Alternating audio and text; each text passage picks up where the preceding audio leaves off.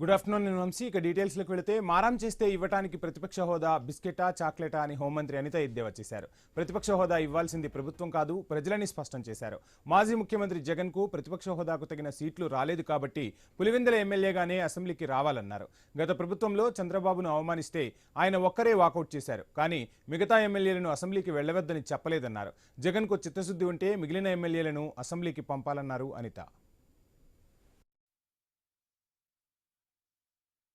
వచ్చిన వాళ్ళకి అందరికీ కూడా ఒకటే కళ ఎలా ఉంటుందంటే అసెంబ్లీకి వెళ్ళి అధ్యక్ష అనాలనే ఒక కళ ఉంటుంది. కానీ జగన్మోహన్ రెడ్డి పుణ్యవాణి గెలిచిన తర్వాత కూడా దురదృష్టం వెంటాడుతుంది. ఆ 11 మందిని వైఎస్ఆర్సీపీలో గెలిచిన 11 మందిని వాళ్ళకి ఏంటంటే ఇంచుమించుగా 11 మంది గెలిచినా కూడా అసెంబ్లీలోకి వచ్చి అధ్యక్ష అనే పరిస్థితి వాళ్ళు జగన్మోహన్ రెడ్డి ఇవ్వకపోవడం అనేది నిజంగా చాలా దురదృష్టం. నాకు సరైన టైం ఇవ్వరు మామూలుగా ఎమ్మెల్యే అయితే. సో ప్రతిపక్ష హోదా ఇస్తేనే నాకు టైం ఇస్తారు కాబట్టి టైం ఇస్తే వస్తాను అంటాడు ఆయన.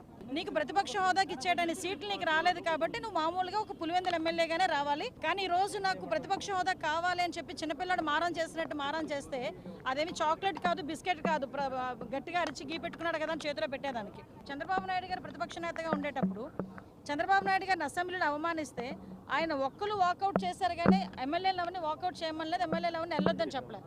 మళ్ళీ ఉన్న ఆ కొద్దిపాటి ఎమ్మెల్యేలు కూడా ఆ రోజు అసెంబ్లీకి వచ్చి పోరాటం చేస్తున్నారు. నీకు నిజంగా చిత్తశుద్ధి